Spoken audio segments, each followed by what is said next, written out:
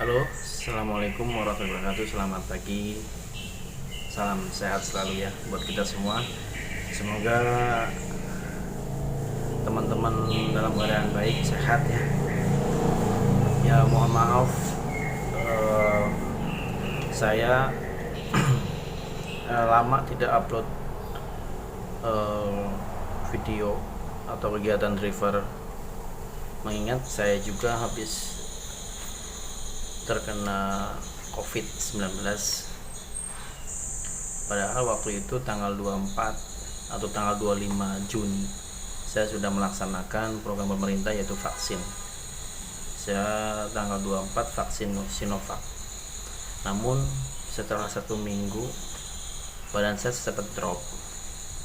Yang gejalanya mungkin umum lah, orang pada sakit sendi-sendi, mual, muntah. Namun setelah sembuh, saya tanggal 2 Juli saat tes swab antigen, karena diperintahkan oleh dari bos, ternyata hasil saya reaktif _2. Alhamdulillah, puji syukur istri saya juga negatif.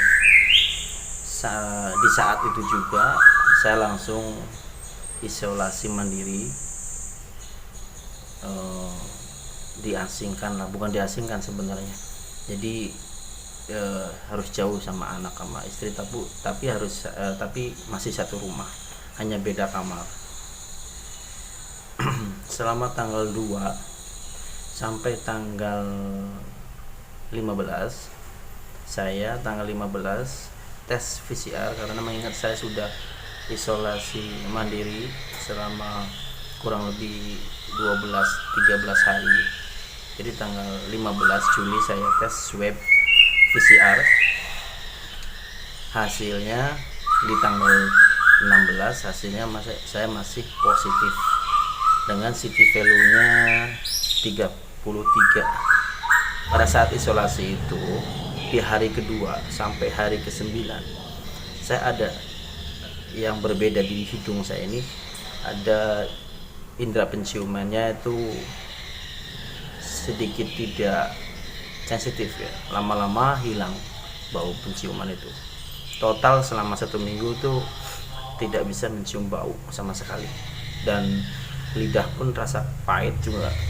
Jadi buat makanan mungkin agak susah, menyerap makanan, rasa makanan tuh agak susah, tapi saya paksain karena mengingat dari tanggal 2 itu saya di drop asupan multivitamin, obat dari bos. Ya terima kasih bos-bos saya, semoga Tuhan balas kebaikannya semua buat keluarganya, amin.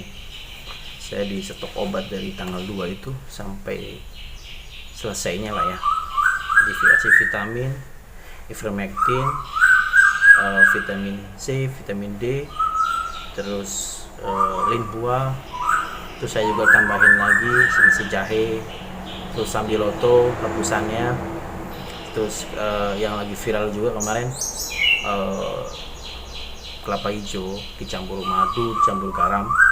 Saya lakuin juga selama 1 minggu. Yang gejala yang terasa dari tanggal 2 sampai tanggal 10 itu hanya penciuman aja yang agak kurang, yang hilang. Setelah 10 hari penciuman itu normal kembali, dan badan itu tidak ada rasa gejala apapun. Namun selama isolasi juga saya setiap pagi selalu sarapan telur rebus 2, terus air jahe, terus madu, terus multivitamin, obat yang disediain selalu sama istri. Saya juga bersyukur, terima kasih banyak buat istri saya yang selalu dukung saya, sabar, dan memenuhi kebutuhan saya selama saya isolasi mandiri. Terima kasih ya, love you. Dan setelah sarapan pagi jam 8 atau jam 9, saya biasanya jemur pagi di dekat rumah, kalau nggak di loteng. Kadang tadi 1 jam lebih lah setelah saya jemur, saya dibuatin sama istri itu air kelapa hijau campur garam, madu, Setelah saya minum, saya masuk ke kamar saya sendiri. Terus di situ saya hilangin keringat dulu. Setelah hilangin keringat saya mandi. Setelah mandi saya istirahat. Jam 12 saya makan siang. Ya, terus minum obat multivitamin. Ya setiap hari begitu. Cuma lebih banyak untuk istirahatnya. Bisa tidur siang, tidur malam pun lebih cepat. Yang penting kita paksain untuk makan ya. Untuk makan harus masuk gitu. Ya setelah saya isolasi dari tanggal 2 sampai tanggal 15. Karena 15 itu saya tes swab PCR, hasil saya masih positif dengan city value-nya 33. Saya masih dinyatakan positif. Tapi dari situ saya masih bingung. Karena di sisi lain orang yang terpapar COVID itu kalau gejalanya ringan hanya isolasi 10 hari plus 3 hari.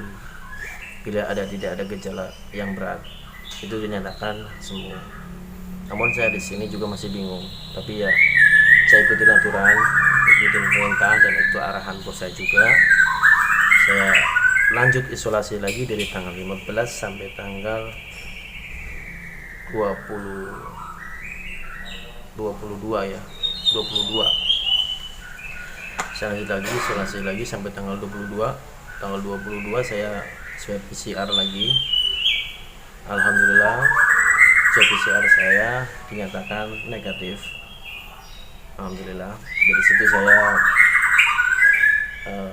bersyukur banget, dan sangat bersyukur. Terima kasih kepada Allah Subhanahu wa taala yang masih saya diberikan kesehatan untuk sembuh umur. Dan terima kasih buat keluarga saya, istri saya yang selalu support, yang selalu dukung, yang selalu mensyaratkan saya untuk kebutuhan saya selama isoman.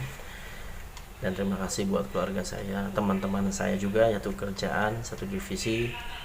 Dan terima kasih buat teman-teman juga yang driver pribadi, driver Jakarta, atas dukungan doa. Dan terima kasih juga kepada bos juga yang telah memfasilitasi saya dari swab, dari PCR, dari vitamin, dari kebutuhan. Dan saya masih diberikan kesempatan untuk bekerja kembali, walaupun juga masih jaga jarak juga dengan teman-teman yang lain. Tapi tidak apa-apa ya, bersyukur masih diberikan pekerjaan buat berlangsungnya kehidupan saya dengan keluarga saya. Jadi sini saya saran buat teman-teman semuanya, satu divisi, satu aspal ya, satu kegiatan, tetap jaga prokes, tetap pakai masker double 2, terus hindari kerumunan, tetap jaga jarak. Kalau tidak penting tidak usah keluar rumah ya. Tetap jaga kesehatan imun, itu utama, karena COVID Delta ini sangat sangat mudah menyebar atau mudah menularkan ke orang lain bila mana imun kita, fisik kita lagi drop, sangat gampang.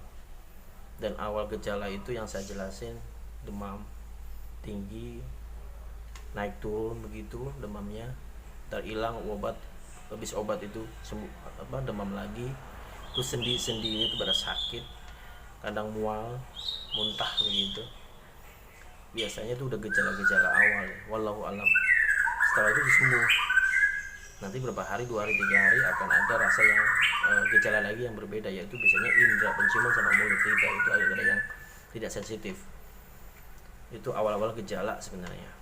Tapi ya wallahu alam ya, kita tidak tahu ini virus apa yang sebenarnya. Tapi saya ikutin program-program pemerintah aja dan arahan-arahan orang-orang, terutama keluarga, teman, dan bos-bos saya.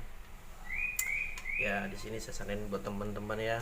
Saya doakan buat semuanya yang menjalankan isoman juga, saya doakan cepat selesai, diberikan kesehatan, kesembuhan total, bisa berkumpul lagi dengan keluarga, terutama itu yang sangat dirindukan, dan bisa kembali bekerja untuk melangsungkan kehidupan ke depan. Dan semoga wabah ini di Indonesia ini cepat berakhir, cepat selesai ya. mengingat banyak teman-teman saya juga pribadi driver banyak yang dirumahkan, bahkan dipecat juga, di PHK.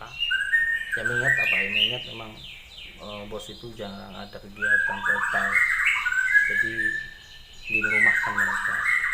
Oh ya, bagi teman-teman saya yang subscribe juga yang menanyakan pekerjaan driver untuk di Jakarta, mohon maaf ya, untuk saat ini sangat susah,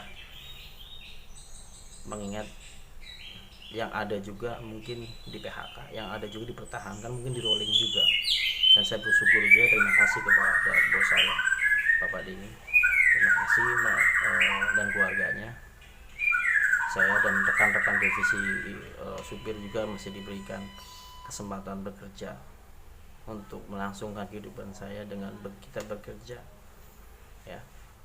Semuanya walaupun keadaan seperti ini, bahkan bos pun juga tidak ada kegiatan sama sekali di luar, tapi ya kita begini paling ya bersih-bersih aja, bantu-bantu maintenance ya, sekiranya kita bisa kita kerjakan tetap. Tapi beliau juga pesankan tetap pakai masker double, kita satu sama lain harus jaga jarak juga, tidak boleh berkerumun ya.